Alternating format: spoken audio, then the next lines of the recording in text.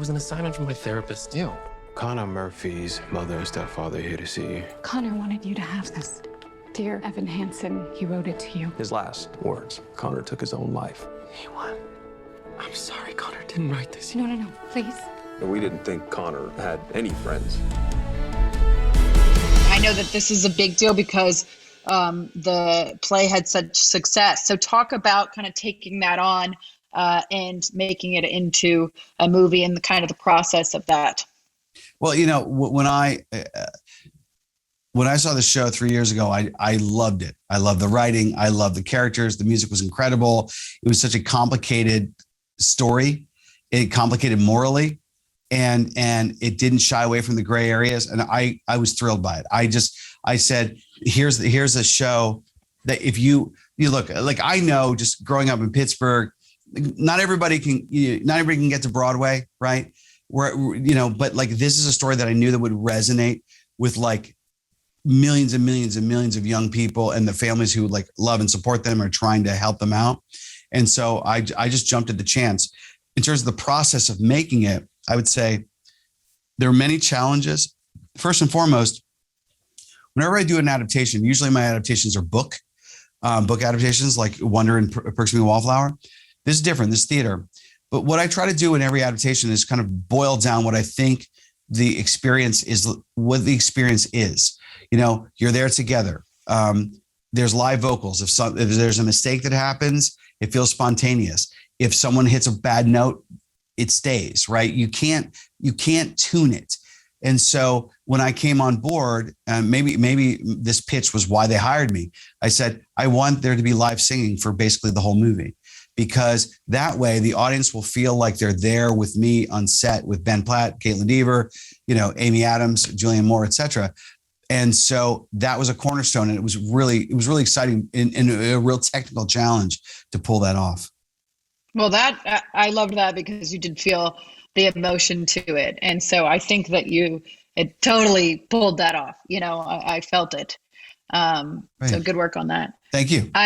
I also want to say that one of the things that I like about the movie, and I know that this movie really resonates with this time period, especially now with teenagers, is kind of like the insecurity and, he needs to gain confidence and feel loved. So can you talk more about that? Of course. I love that you put it that way. It's interesting when people think that the movie is about a kid who lies. And I'm like, obviously that's part of the plot. But to me, what's much deeper is about a kid that needs to learn how to be himself. This is about a kid who is, he's alone in that house. He's a latchkey kid. He doesn't have really any close friends. He has all these social, all these mental health challenges and struggles. And look, just because he has all these bad things, these things that he's dealing with, he deserves to be loved and respected and honored for who he is.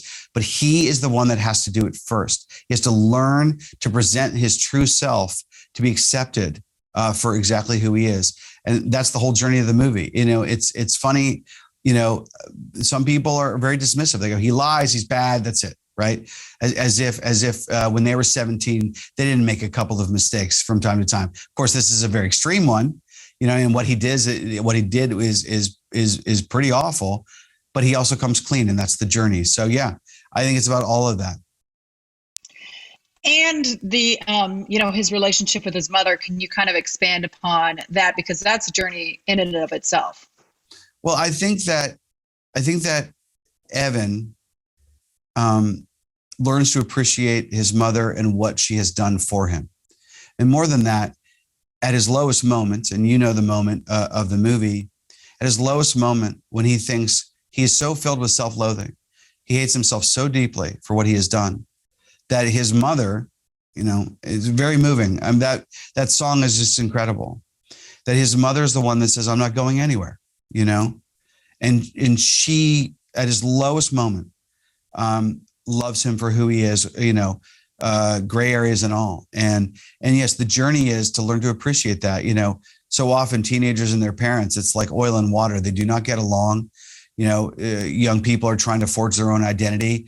And so often the process of breaking away is so painful for both sides. And what I loved about this story and the way that it was written is that there's respect on both sides, that mom's not an idiot and neither is Evan.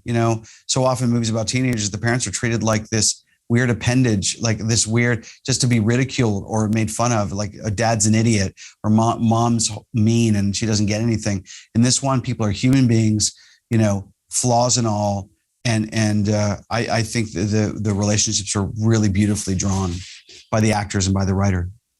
And that's the whole thing of him maturing, right? That is, maturing is realizing your parents are just people, right? Yes, 100%. And I love the line that she says, "No, you're my greatest love, right? You're my, because I'm a parent, and so I understand the hardship of being a parent and being like doing everything, doing all the things, and then being like, well, come back to the root of it. I really, it's just about loving you, right? And I'm doing all these things for you, to have a good life." 100%. And you kind of mentioned the, you said the story had different morals to it. Could you kind of expand on what you feel like families or, older audience in terms of the morals, what they would get out of it? It's an interesting discussion point. It's an interesting debate. How bad do you think this kid is? Do you understand what he went through? Did he suffer enough the consequences of the lie? These are all good discussion points. In many cases, like we're living in this very polarized time of like purity. It's very strange where I say, but like, again, what I think is this is a very honest look at mental health. And what I'm hoping is that people at the very least will be able to understand why he did what he did, to understand there was no malice in it, but then the parents and their kids can talk about, these moral quandaries, like, even in this respect, let's go to the social media aspect of it, that, there's the pictures that we put on Instagram and you put the best picture, you know what I mean? You took 50 of them, you put on the best one. Like these public faces that we put out, this, like, we're showing the vacation slides the way you want, you're not seeing the time when the kid threw up in the taxi cab and had a tantrum. It doesn't work like that. And so, I think all these things are worth discussing. And I personally think that Evan Hansen, as complicated as he is as a character, is quite redeemed and really, really interesting. And his journey to the end, I think, is very inspiring. I think another interesting aspect is his letters, and he's kind of learning to kind of vocalize what he's going through. Can you kind of talk more about the letters and kind of letters of encouragement and why that's a good thing? And well, I think in a lot of ways, letters is what led me to this show. In this movie, I do know the authors have the three authors have been very, very open that my movie and book, The Perks of Being a Wallflower, was an influence. There Charlie writes a series of letters, and this is to dear friend. This is and this is Evan Hansen's to himself, but still, there's a kind of a sibling relationship there, I suppose. Yet letters to me, much like a diary, it's just a way of, I think, just getting down in black and white. What's really happening. And so often it's like, you walk down the street, let's say, and you're having a really bad day. Like I had my last 2 weeks have been really tough. It's like the basement got flooded out. I lost a ton of stuff. I had these storage units we were moving, destroyed. Like there's been so many other things, like, and I won't waste your time, and I'll give you extra time. You don't need to hear my woes. But like, because the basement got shut out, my father-in-law, my wife's dad, who's 91, he's living with us. He fell and we take care of him. So he doesn't have a place to live. So now we got to put him back. All these things have been happening. But if I walk down the street, we go, hey, how you doing? I say, great, good, right? Because that we are conditioned to just constantly say it that way. What I love about the letters is it slows it down and says, no, this is what's really happening.